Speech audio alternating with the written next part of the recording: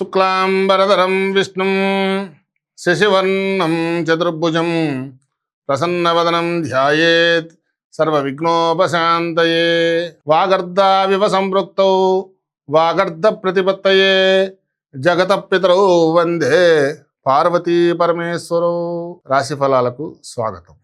తదుపరి సింహరాశి. సింహరాశి మఖ 4 పాదాలు, పుబ్బ 4 పాదాలు, ఉత్తర నక్షత్రం 1వ పాదము సింహరాశికి చెందినవారు. ఈ సంవత్సరము ఆదాయం 2, వ్యయం 14గా ఉన్నది. రాజపూజ్యం 2, అవమానం 2గా ఉన్నది.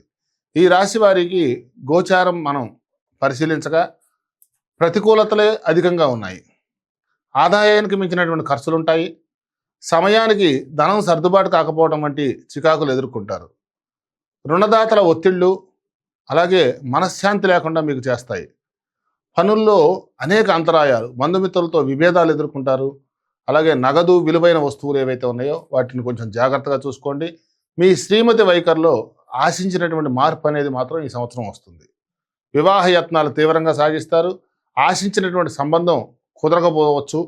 మీ కార్యసిద్ధికి ఏదైతే ఉందో కొంచెం ఉన్నదానికంటే కూడా మరింతగా శ్రమించాల్సిన ఆవశ్యకత సూచిస్తున్నది. మీ కృషిలో ఓర్పు చిత్తశుద్ధితోనే మీరు విజయం సాధిస్తారు. సంతానం అలాగే విద్యా విషయంలో కూడా ఒకంత నిరుత్సాహం తప్పదు. పత్రాల సవరణలు అనుకూలించకపోవడం వల్ల కొన్ని వివాదాలు ఏర్పడతాయి. ఆరోగ్యం మాత్రం మీకు స్థిరంగా ఉంటుంది. ఉపాధ్యాయులకు మాత్రం పదోన్నతి, స్థానచలనం, అధికారులకు కింది స్థాయి సిబ్బందితో ఇబ్బందులు తప్పకపోయే పరిస్థితి నెలకొంటుంది. ప్రైవేట్ సంస్థల ఉద్యోగస్తులకు మాత్రం కష్టకాలమనే చెప్పుకోవచ్చు. నిరుద్యోగులకు ఏదైతే ఉందో ఉపాధి కోసం వాళ్ళు చేసే ప్రయత్నాలు, అవకాశాలు మాత్రం కలిసి వస్తాయి. వ్యాపారాలు మాత్రం సామాన్యంగానే సాగుతాయి. నూతన వ్యాపారాలు మీకు కలిసి రావు. పారిశ్రామిక రంగాల వారికి ప్రోత్సాహకరంగా ఉంటుంది. అలాగే వ్యవసాయ రంగాల వారికి ఆదాయం అభివృద్ధి అవుతుంది. వైద్య, న్యాయ, సాంకేతిక రంగాల వారికి మాత్రం ఆదాయ అభివృద్ధి ఎక్కువగా ఉంటుంది. ట్రాన్స్పోర్ట్ రంగంలో పనిచేసే వారికి మాత్రం నిరాశాజనకంగా చెప్పుకోవచ్చు. ఈ రాశివారు పరిహారం సుబ్రహ్మణ్యేశ్వర స్వామి ఆరాధన చేసుకోవటం శుభకరం.